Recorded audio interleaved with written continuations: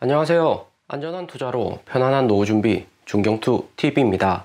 네, 9월 30일 금요일입니다. 비트코인 19,400달러, 이더리움 1,300달러 마이너스고, 도지, 폴리곤도 마이너스에 우리 리플, 솔라나만 플러스고요. 미국 시간 9월 29일 미국 주식 2분기 실적장이 시작이 되었습니다. 미국 주식 크게 하락은 했지만 비트코인은 거래량 자체가 작고 고래들 이미 매도를 많이 했기 때문에 큰 변동성은 나오지 않고 있고요. 비트코인 선물 시장에서 숏포지션 청산으로 되면서 비트코인 18,800달러까지 하락을 했다가 반등이 왔습니다. 최근 비트코인은 현물 거래보다는 선물 시장 움직임에 따라서 알트코인들 움직인다 볼 수 있고요. 선물 시장의 청산으로 비트코인 현물을 매수해주면서 비트코인이 현재 가격 유지하면서 명맥만 유지하고 있다 볼 수 있습니다. 비트코인 선물 시장 덕분에 18,000달러 지지선이 강하게 유지가 되고 미국 나스닥도 6월 저점 아래로 내려가지 않는다면 비트코인 역시 지속적인 횡보 나올 듯 합니다. 비트코인 이더리움 횡보하며 이제 알트코인 순환장이 본격 시작이 되는 거죠. 우리 리플은 600원 부근까지 하락을 했다가 다시 700원까지 플러스 10% 이상 반등이 좋습니다. 비트코인 18,100달러 저점 아래까지 단기에 나오기는 쉽지가 않기 때문에 리플 반등하고 알트코인도 상승을 준비하는 듯 하고요. 알트 순환장 한 번 더 올 수가 있습니다. 미국 기업들 2분 실적 발표가 되었는데 나이키하고 마이크론 반도체 두 개 기업이 어닝 스타트를 찍었고요. 9월 29일부터 11월 2일 애플 메타 실적 발표까지 10월 내내 미국 빅테크 기업들 어닝이 나옵니다. 첫 단추를 잘 끼워야 되는데 빅테크 실적에서 가장 중요한 마이크론 반도체 회사 그리고 스포츠용품 1등 회사인 나이키 EPS 주당 순이익 어닝 비트를 했고요. 하지만 마이크론 매출에서 6.6빌리언 시장 예측치 하회를 하면서 살짝 매출에서는 어닝 미스가 났습니다. 좀 더 디테일하게 마이크론하고 나이키 어닝 결과 살펴볼 필요가 있고요. 반도체 회사는 마이크론뿐만 아니라 애플, 삼성전자, 대만의 TSMC, 네덜란드 ASML 장비업체 등 모두 연관성이 있다 볼 수 있고요. 한 기업 실적이 나쁘게 나오면 다른 기업도 실적 나쁘게 나올 가능성 존재를 합니다. 마이크론 대표적으로 PC에 들어가는 D램 생산하는 업체인데 컴퓨터 모바일 산업 모두에서 D램이 들어가고 마이크론 실적 안 좋으면 삼성전자 TSMC도 실적 좋을 가능성이 낮고요. 마이크론 어닝에서 여기 그로스 마진하고 영업이익률은 어닝 비트를 했습니다. 시장 예측치보다 좋게 나오면서 마이크론 손해보고 반도체 판매하진 않는다 볼 수가 있고요. EPS 주당 순이익도 1.45달러로 시장 예측치 1.37달러보다는 높은 수준이었습니다. 그런데 좀 더 자세히 볼 것은 내년 2023년 1분기 시장 예측치이고요. 올해까지는 시장 유동성이 존재를 하기 때문에 버틸 수 있다고 하지만 내년 들어서 PC, 모바일 시장 완전히 침체될 가능성이 높기 때문에 여기 내년 시장 예상치 모두가 미스로 나왔습니다. 컨센서스 크게 벗어났죠. 영업 마진율은 2.5%로 내년에는 거의 손해보고 판다 생각을 한 듯 합니다. 반도체 생산 가공 라인이 생산 물량이 크게 줄어들어도 기본적인 비용, 고정 비용 계속해서 들기 때문에 매출 작아지면서 손실이 커진다는 거고요. 러시아 전쟁이나 미국 금리 인상 종료가 되면 어느 정도 주가 회복은 가능하다고 하지만 어느 정도 회복할지는 그때 되어봐야 아는 거기 때문에 일단은 내년까지 마이크론 반도체 판매량이 좋지 않겠다 마이크론 예상을 하고 있습니다. 마이크론 실적 예상시 나쁘게는 나왔지만 주가 하락폭은 크진 않았고요. 무엇보다 이미 시장에서 금리 인상과 고물가로 안 좋을 것이라 예상을 했기 때문에 주가는 이미 선반영되어 있었다 볼 수가 있고요. 마이크론 주가 어느 정도 버티기는 했지만 애플 주가 보면 마이너스 4.9% 크게 하락을 했습니다. 마이크론 실적 전망치가 이 정도로 하락을 하면 아무리 글로벌 1등 애플이라고도 전체적인 스마트폰 판매량 글로벌에서 파이가 작아지는 거기 때문에 영향을 받을 수밖에 없는 거죠. 9월 30일 새벽에 한국이 미국, 중국 다음으로 아이폰 사전 예약 판매 진행을 했고요. 중경투도 스마트폰 바꿀 때가 되어서 이번 사전 예약하면 8% 카드 할인 된다길래 아이폰 하나 구매하려고 준비를 했는데 쿠팡에서는 서버가 터지면서 구매 자체가 원활하게 되지 않았고요. 11번가에서 조금 널널하게 구매 가능하다고는 했다는데 쿠팡에서는 아이폰 프로만 순식간에 품절이 되었습니다. 그런데 오전에 다시 쿠팡 검색을 해보니까 아이폰 14 일반 모델 사전 예약 첫날인데도 판매가 계속되고 있었고요. 아이폰 프로만 잘 팔리고 아이폰 14 일반 모델은 인기가 안 좋다고 하는 거죠. 특히 중국에서 아이폰 14 일반 모델 판매가 감소했다는 뉴스가 나왔었는데 사실인 듯 하고요. 공식 홈페이지에서 아이폰 14 구매 가능하다고는 하지만 쿠팡이나 11번가 다른 플랫폼 통해서 구매하는 것이 아니면 8% 할인이 안 됩니다. 경기도 안 좋은데 기존에 쓰던 거 좀 더 써야 될 것이다 일반 소유자들 생각을 할 듯 하고요. 하지만 아이폰 아이폰 14 일반 모델보다 30만원 더 비싼 제품이 빨리 팔린 것은 전체적인 판매량에서는 줄어들 수 있지만 영업이익 마진율은 상승할 가능성이 높고요. 때문에 애플 11월 실적 발표했을 때 반등 크게 나올 가능성이 존재를 하겠죠. 나이키 어닝도 보면 실적은 잘 나왔습니다. 그런데 주가를 보시면 완전히 대폭락을 했고요. 장중에 마이너스 3% 하락했는데 실적 발표되고 새벽에 마이너스 10% 대폭락이 났습니다. 스포츠용품 1등 나이키인데 실적 잘 나오고도 주가가 이렇게 폭락한 것은 여기 인벤토리 재고가 컨센서스보다 39.7% 증가를 했기 때문이고요. 우리가 나이키 매장 가면 진열된 제품 정가에서 팔리기는 하지만 이전만큼 잘 안 팔리고 재고가 계속해서 쌓이고 있다. 2023년에는 작년 1분기 대비해서 나이키 재고 39% 이상은 증가를 할 것이다. 창고 꽉 차겠다 하는 거죠. 여기 컨센서스 수치는 내년 23년 예상치인데 지역별로 봤을 때 EMEA, 유럽하고 중동, 아프리카 지역에서 예상보다 못 팔 가능성, 어닝 미스 나올 가능성 높고 나이키 인기 가장 높은 중국에서도 어닝 미스 할 것이다 예상을 하고 있고요. 유럽은 러시아 전쟁으로 인해서 경기 침체되고 중국도 코로나 봉쇄 지속이 되면서 실업률이 크게 증가한 것이 나이키 매출 감소의 큰 요인이다 볼 수가 있을 듯 합니다. 나이키 주가 보면 반도체 주식들하고 비슷하게 6월 저점 아래로 내려온 상태이고요. 나이키 100달러가 심리적 마진 노선인데 애프터장에서 마이너스 10% 폭락하면서 85달러까지 하락이 온 상태입니다. 2020년 4월 여기 50달러까지는 안 내려갈 듯 보이지만 주요 지지선 뚫히면서 최근 변동성은 매우 클 듯 하고요. 그래도 나이키는 우량주기 때문에 우리가 환율만 좋으면 나이키 70달러 부근부터 분산으로 매수하기는 좋을 주식이다 생각이 됩니다. 미국 금리 인상 종료 연말에 나오면 나이키 주가도 좋을 수가 있습니다. 내년에는 안 좋을 수 있지만 2024년 내후년에는 금리 인하로 인해서 나이키 잘 팔릴 가능성 존재를 하는 거죠. 나이키는 무엇보다 S&P 500 미국 대표 우량주이고 소비주인데 6월 저점 깨고 이렇게 하락 오는 것은 실제로 글로벌 소비가 6월보다 하락한다는 의미가 될 듯합니다. 애플하고 마찬가지로 금리 인상, 물가 동반 상승에 나이키나 애플을 이전처럼 사지는 못한다 하는 거죠. 두 번 살 거 한 번 사고 한 번 샀어도 좀 더 오래 쓸 거다 하는 거죠. 나이키도 재고 늘어나면서 나이키 공식 홈페이지에서 이후에 할인 상품 많아질 가능성 높습니다. 대형 플랫폼 아마존이나 코스코에도 대량으로 연가로 나이키 상품들 풀릴 가능성이 높죠. 그리고 나이키 신발 옷이 싸지면 나이키 이하의 브랜드 아디다스나 푸마 이런 다른 제품들을 말할 것도 없이 매출이 줄어들 수 있다 볼 수 있습니다. 1등 회사 나이키 신발도 싼데 굳이 다른 제품 살 필요가 없는 거죠. 그러면서 미국 주식 보면 그나마 잘 버티고 있던 애플, 테슬라 위주로 금요일장 폭락을 했습니다. 정확하게는 하루 이틀 전 영국 국채 매입 뉴스로 상승했던 상승분을 되돌려 놓았다 볼 수 있고요. 나스닥 주종 ETF QQQ 보면 6월 저점이 260달러입니다. 268달러 아래로는 안 떨어지고 있는데 마이크로 어닝 시장 예상치보다 나쁠 것이다. 고물가 고금리로 나이키 등 경기 전망 악화는 어느 정도 시장에 선반영이 되고 있는 거고요. 미국 증시 거대 세력들 기다리는 것이 개인들 패닉셀인 듯 합니다. 아직까지 완전한 패닉셀은 안 나왔다 볼 수 있고요. QQQ가 268달러 6월 지지선 완전히 무너져야지 패닉셀이 나오는데 아직은 개인들 저가 매수를 지속하고 있고요. 테슬라도 마이너스 6.8% 크게 폭락을 했는데 AI데이 하루 전이고 AI데이 이후에는 테슬라 당장에 큰 호재가 없기 때문에 스윙 투자 자본들 테슬라 저점에 사고 고점에서 팔았다 볼 수가 있습니다. 하지만 연말로 갈수록 실적이 좋기 때문에 올해 매출이 작년보다 더 좋아질 가능성이 높죠. 테슬라 단기로는 유럽 전기세 작년보다 2배 이상 올라서 유럽에서 테슬라 연비가 나빠진 것도 테슬라 주가 하락의 주요 원인이었다 볼 수 있습니다. 그리고 전반적인 미국 주식들 폭락한 이유는